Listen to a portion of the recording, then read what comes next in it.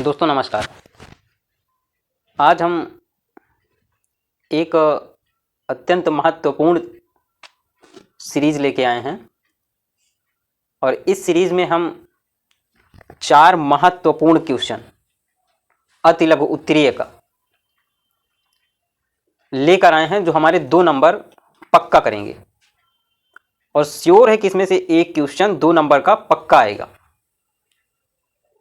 समकालीन दक्षिण एशिया, इस चैप्टर से 4 महत्वपूर्ण अति लघु उत्तरीय प्रश्न और वो प्रश्न जो प्रीवियस ईयर क्वेश्चन पेपर में अब तक पूछे गए हैं एनसीईआरटी बेस पे, और ख़ास तौर पे इसकी खासियत ये है कि ये 2020 में चारों क्वेश्चन पूछे गए थे 4 सेटों में अलग अलग। तो इन क्वेश्चंस के बारे में हम थोड़ा सा पढ़ेंगे, समझेंगे और इन क्वेश्चन को हम देखकर, समझकर कंठस्थ करेंगे, याद करेंगे और इसमें से अपना 2 नंबर जो है वो पक्का करेंगे। छोड़ना नहीं है, क्योंकि हमारे लिए एक क्वेश्चन 1 नंबर रामबाण साबित होगा और हमारे मार्कशीट में, हमारे रिजल्ट में 4 चांद लगाएगा। तो इसीलिए एक एक क्वेश्चन बहुत ही महत्वपूर्ण है हमारे लिए और किसी भी हालत में हमें एक भी क्वेश्चन को ड्रॉप नहीं करना है। ये चीज़ हमको दिमाग में बैठा के चलना है कि एक भी क्वेश्चन हमें छोड़ना नहीं है। एक क्वेश्चन चाहे वो 1 नंबर का हो और वो चाहे 10 नंबर का हो, लेकिन उसे मिस नहीं करना है, उसे हमें ले आना है। और कैसे आएगा उसे हम ला कर रहेंगे, लेकिन ले आएंगे उसे हम, वो चाहे जैसे आए। तो आइए हम क्वेश्चन पे चलते हैं और बहुत ही अच्छे तरीके से इसको पढ़ते हैं, समझते हैं और फिर हम क्वेश्चन को तैयार कर लेते हैं। तो हमारे पास समकालीन दक्षिण एशिया से लिए गए 4 प्रश्न हैं जो आपके सामने बोर्ड में लिखे हुए हैं। इनको हम पढ़ते हैं, इनको हम समझते हैं और बहुत अच्छे से समझ के अपने माइंड में सेट कर देते हैं, ताकि जब हम एग्जाम दें तो हमारी इतनी प्रैक्टिस हो जाए कि हम बहुत अच्छे से इसे कर सकें। ठीक है, तो पहला क्वेश्चन है, दक्षिण एशिया के किन्हीं 2 देशों के नाम लिखिए। तो दक्षिण एशिया के किन्हीं 2 देशों के नाम लिखिए। भाई साहब ये कह रहा है कि दक्षिण एशिया के किन्हीं 2 देशों के नाम लिखिए। ये क्वेश्चन 2020 में पूछा गया था। ठीक है, तो ये क्वेश्चन 2020 में पूछा गया था। तो इसका उत्तर लिखते हैं कि दक्षिण एशिया के 2 देशों के नाम। तो जो दक्षिण एशिया है ना, जब आप वर्ल्ड मैप उठाएंगे, जब विश्व का मैप उठाएंगे तो आप देखेंगे कि एक साइड में हमारा पूरा का पूरा जिधर एशिया है, जो एशिया है, ठीक है, और उसके इधर साइड में देखेंगे लास्ट में तो अमेरिका है। बाकी और भी हैं, यूरोप भी है, अफ्रीका भी है, ठीक है, ऑस्ट्रेलिया भी है।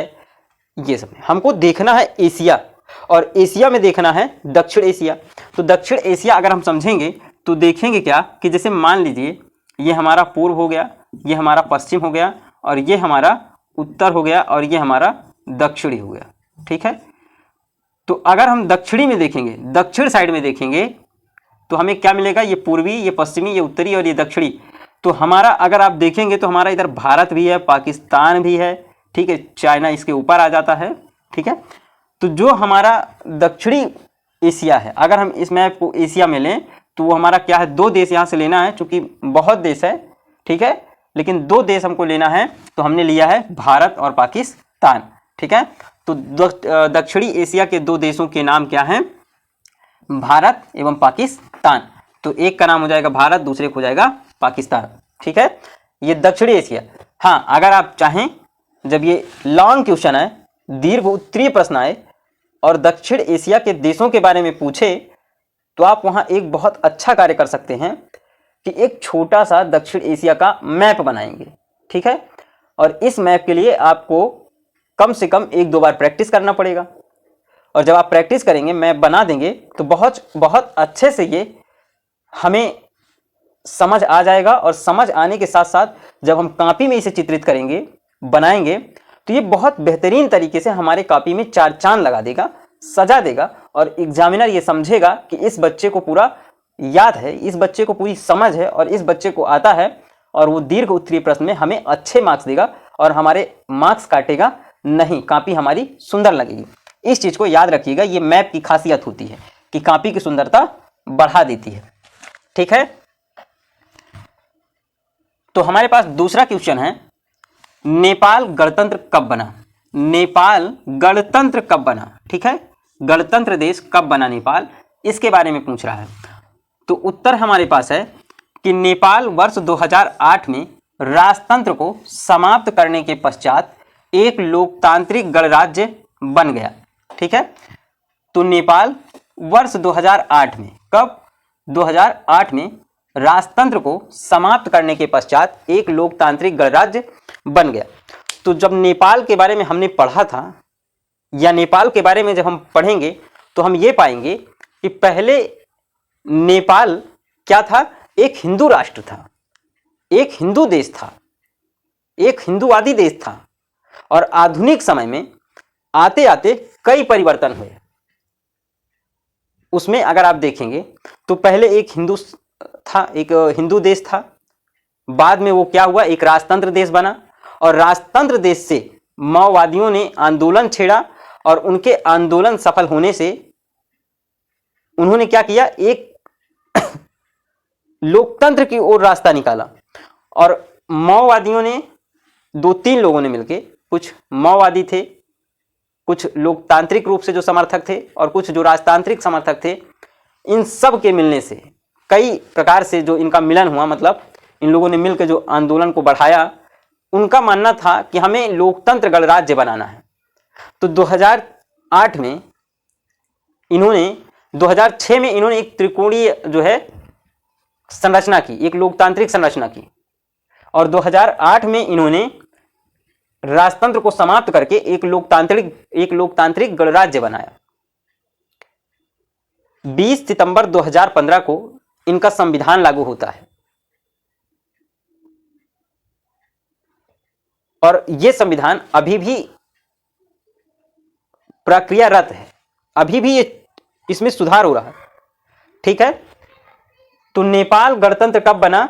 नेपाल वर्ष 2008 में राजतंत्र को समाप्त करने के पश्चात एक लोकतांत्रिक गणराज्य बना। राजतंत्र का मतलब है कि जहां पहले राजा का तंत्र चलता था, राजा का प्रशासन चलता था, उस तंत्र को, उस प्रशासन को समाप्त करके एक लोकतांत्रिक गणराज्य बनाया, जहां लोगों का शासन चलता है, जहां जनता का शासन चलता है, ऐसा शासन बनाया गया। ठीक है, नेक्स्ट क्वेश्चन है हमारे पास, भारत पाकिस्तान विवाद के 2 कारण बताइए। भारत पाकिस्तान विवाद के 2 कारण बताइए। देखिए, वैसे भी भारत और पाकिस्तान के विवाद के एक छोटे छोटे भी कारण हो जाते हैं। जैसे घरों में अगर देखेंगे तो पड़ोसियों से छोटे छोटे चीज़ों में लड़ाई हो जाती है। अगर आप देखेंगे तो बहुत छोटे छोटे चीज़ों में लड़ाई हो जाती है। ठीक है, तो भारत और पाकिस्तान में भी लड़ाई हो गई है। कैसे? इनके विवाद के जो कारण हैं वो क्या हैं, ये बताना है। और ये क्वेश्चन 2020 में पूछा गया था, ये भी क्वेश्चन 2020 में पूछा गया था। तो भारत पाकिस्तान विवाद के 2 प्रमुख कारण निम्न हैं। 2 प्रमुख कारण क्या हैं? निम्न हैं। अब वो क्या है देख लेते हैं। भारत पाक के बीच सियाचिन ग्लेशियर, ठीक है, भारत और पाकिस्तान के बीच एक ग्लेशियर है, एक बर्फ का पहाड़ है जिसे सियाचिन के नाम से जानते हैं। इस कारण भी भारत और पाकिस्तान के बीच विवाद का कारण बना हुआ है, जो सियाचिन का ग्लेशियर है। दूसरा कारण है कि हथियारों की प्रतिस्पर्धा एवं सामरिक महत्व के मुद्दों पर विवाद। ठीक है, तो देखिए पहले में ही हमने इसको कॉमा करके लिख दिया है कि भारत पाक के बीच सियाचिन ग्लेशियर, हथियारों की प्रतिस्पर्धा एवं सामरिक महत्व के मुद्दों पर विवाद है। ठीक है, तो हथियारों के प्रतिस्पर्धा, जैसे भारत ने पोखरण में जब परमाणु परीक्षण किया, तो उसी तरह पाकिस्तान ने भी चगाई के पहाड़ियों में भी परमाणु परीक्षण किया। ठीक है, तो क्या है, हथियारों की प्रतिस्पर्धा जो कंपटीशन है वो दोनों देशों में बढ़ता जा रहा है। जैसे कि भारत के पास यदि मिसाइलें हैं तो पाकिस्तान के पास क्यों ना हो, वो पीछे कब हटने वाला है, और जब पाकिस्तान के पास है तो भला भारत क्यों हटने वाला है। तो इन दोनों में प्रतिस्पर्धा,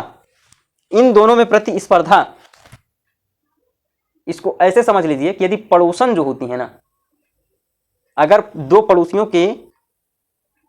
पड़ोसी हों और उनकी मिसेज हों, मैडमें हों, तो आप वहां देखेंगे एक चीज और बहुत बेहतर से समझ पाएंगे कि यदि एक बहुत अच्छा सा अपने आप को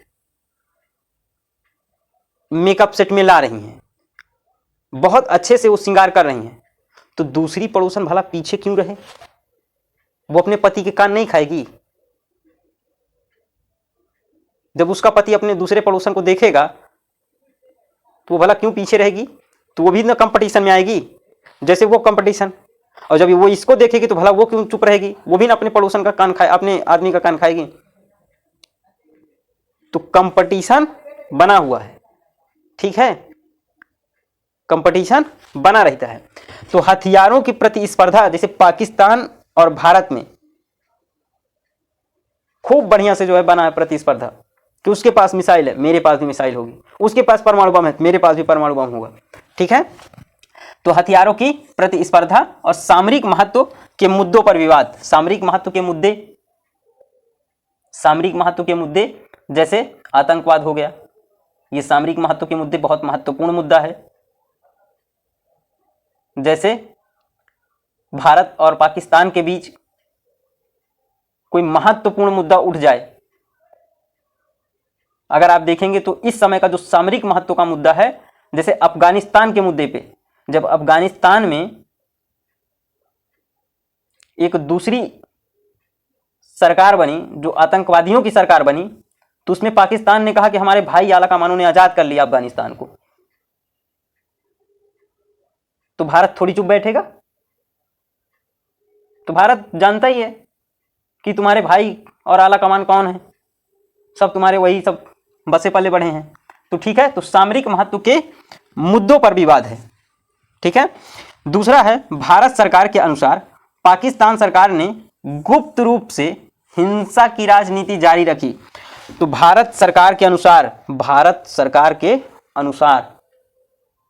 अकॉर्डिंग टू इंडियन गवर्नमेंट, तो भारत सरकार के अनुसार पाकिस्तान सरकार ने, जो पाकिस्तान की सरकार है ना, भारत सरकार कहती है कि जो पाकिस्तान की सरकार है वो गुप्त रूप से चुप्पे चुप्पे हिंसा की राजनीति जारी रखी।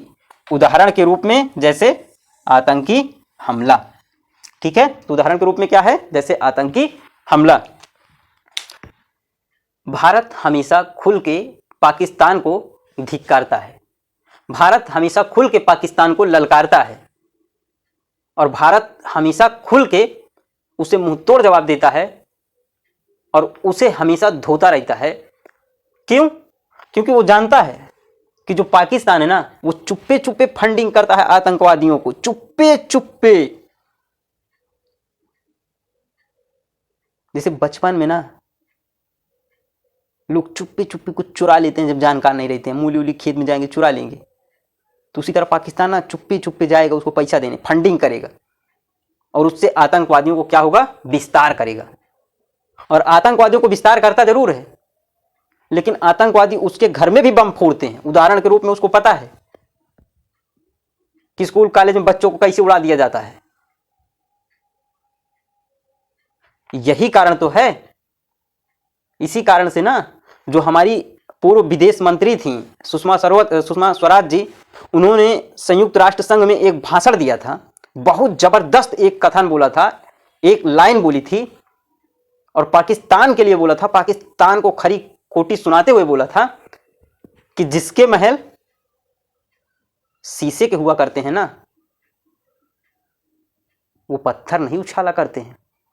ये सुषमा स्वराज ने यूएनओ में बोला था कि जिसके महल शीशे के हुआ करते हैं जनाब, वो पत्थर नहीं उछाला करते हैं, ठीक है। तो शीशा घर बनवाओगे, पत्थर उछालोगे तो किस पे पड़ेगा, तुम्हारा नहीं फोड़ेंगे का, मारेंगे चार डीला ना, फूट जाएगा, ठीक है। तो ये चीज है। तो ये क्या है, भारत सरकार के अनुसार भारत सरकार कहती है हमारी कि पाकिस्तान सरकार गुप्त रूप से हिंसा की राजनीति जारी रखती है, जैसे आतंकवादी हमला। नेक्स्ट क्वेश्चन है, सार्क के 2 सदस्य देशों का नामोल्लेख कीजिए। तो हमें क्या बताना भाई, सार्क को दक्षेस भी कहते हैं, दक्षिण एशियाई क्षेत्रीय संगठन है ये। तो सार्क के 2 सदस्य देशों के नामोल्लेख, तो सार्क को दक्षेस भी कहते हैं, याद रखिएगा, ये चीज याद रखिएगा, बहुत महत्वपूर्ण है। और सार्क पे एक पूरा टॉपिक आएगा, अत्यंत महत्वपूर्ण है, क्योंकि ये 3 तरह से इस पे प्रश्न बनेंगे। एक तो अति लघु उत्तरीय हो गया,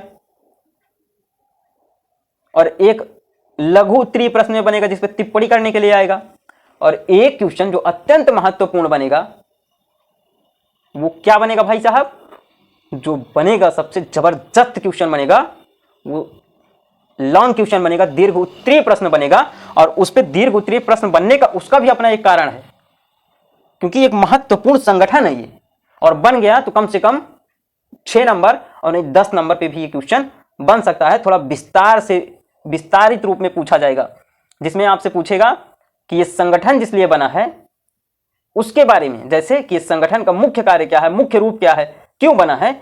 तो ये एक आर्थिक, राजनीतिक, सामाजिक और सांस्कृतिक, तो इन सब चीजों को लेकर चलने के लिए एक संगठन तैयार किया गया है। 1885 ईस्वी में ढाका में बांग्लादेश के, जिसमें 8 देश हैं, 2007 में अफगानिस्तान को जोड़ा गया है, कुल 8 देशों का एक संगठन है जो अति महत्वपूर्ण है। तो इसलिए इसको याद रखना है। लेकिन पूछा 2 नाम है, नाम आपको 8 याद रखना है, और आर्थिक, राजनीतिक और सांस्कृतिक सबके बारे में आपको पढ़ना है, तो विस्तार से, लेकिन वो आगे पढ़ना है, ठीक है। अभी हम अति लघु उत्तरीय प्रश्न पढ़ रहे हैं, जो कि 2020 में सभी क्वेश्चन पूछे गए हैं, तो ठीक है। तो सार्क के 2 सदस्य देशों के नामों उल्लेख कीजिए। तो 2 सदस्य देश हैं, एक का नाम है बांग्लादेश, इसकी राजधानी ढाका है, दूसरा नेपाल है, काठमांडू है, ठीक है। तो सार्क के 2 सदस्य देशों के नाम बांग्लादेश और नेपाल है, ठीक है। नेपाल में इसका मुख्यालय है। तो ये चीज हमको याद रखना है और ये चीज हमको पढ़ना है। ये हमारे 4 क्वेश्चन हैं, लेकिन बहुत ही महत्वपूर्ण क्वेश्चन है, और बोर्ड के एग्जाम में 2 नंबर पक्का होगा। हमें 1 नंबर नहीं छोड़ना है, हमारे लिए 1 नंबर रामबाण की तरह साबित होगा, इसलिए बहुत महत्वपूर्ण है, ठीक है।